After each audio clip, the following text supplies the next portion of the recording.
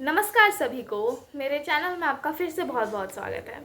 और इधर मैं बहुत समय से वीडियोस अपने चैनल पे नहीं डाल पा रही हूँ, मुझे पता है क्योंकि एक्चुअली अभी एग्ज़ाम्स चल रही थी तो मैं बहुत ज़्यादा बिजी थी। बट आज मैं वापस एक और वीडियो के साथ आ गई हूँ। तो मैं आज आपको एक कहानी सुनाने वाली हूँ जो कि हजारी प्रसाद बेदी के द्वारा लिखी गई है। ये उनके साथ सच में हो चुकी है। आप इसे हिंदी के बुक से एनसीईआरटी की बुक से देख सकते हैं।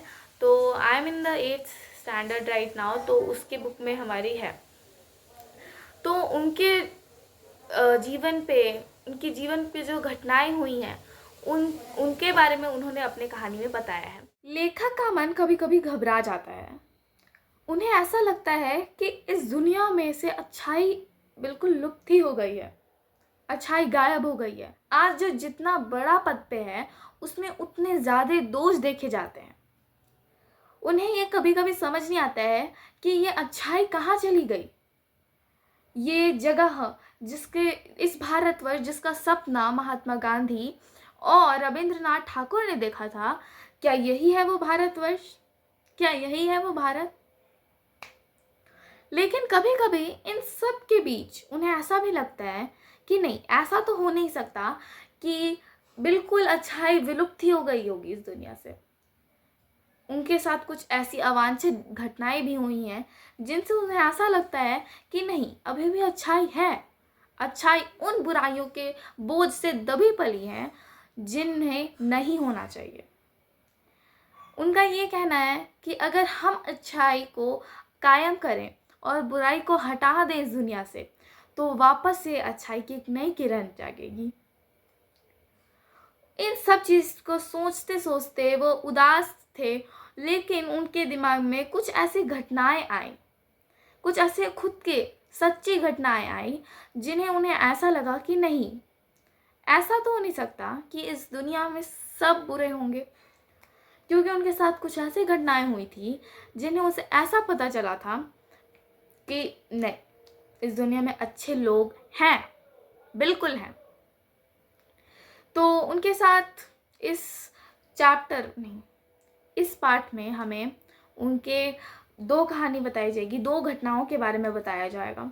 जिसमें पहला घटना है कि एक बार उन्हें बस से यात्रा करना था। और पहले हम लोग टिकट काउंटर पे ही टिकट लगाते थे, और जो टिकट देता था हमें उसे टिकट बाबू बोलते हैं। तो एक बार लेखक जल्दी से टिकट खरीद कर टिकट बाबू को पैसा दे करके जल्दी भागे हुए अपने ट्रेन में गए और ट्रेन के सेकंड क्लास के डिब्बे में जाकर बैठ गए।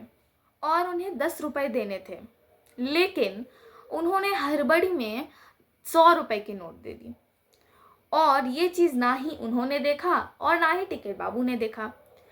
ये कितनी बड़ी घटना हो गई, लेकिन फिर तो उन्हें पता ही नहीं था। वो जाकर आराम से बैठ गए।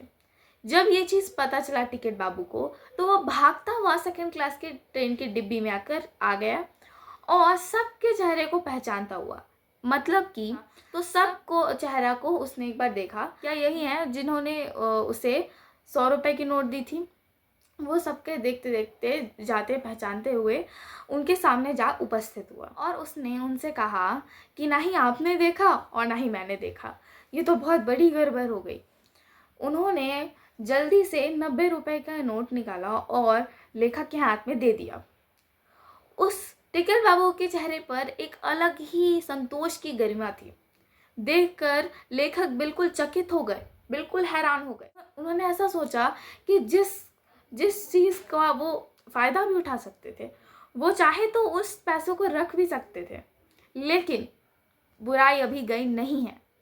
उन्होंने सच्चा काम किया जो कि लेखक को बताता है, लेखक को एक संदेश पहुंचाता है कि नहीं, अभी ये भारतवर्ष अच्छा है। बस वो, हाँ, अच्छाई कहीं ना कहीं बिल्कुल विलुप्त होने वाली है।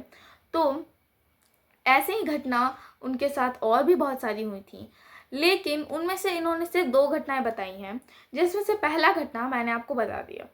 और क्योंकि ये ज़्यादा वीडियो लंबी हो जाएगी, तो मुझे ऐसा लगता है कि मैं आपको इस नेक्स्ट घटना, जो इससे भी ज़्यादा बड़ी घटना है, उसे मैं नेक्स्ट पार्ट में बताना चाहूँगी।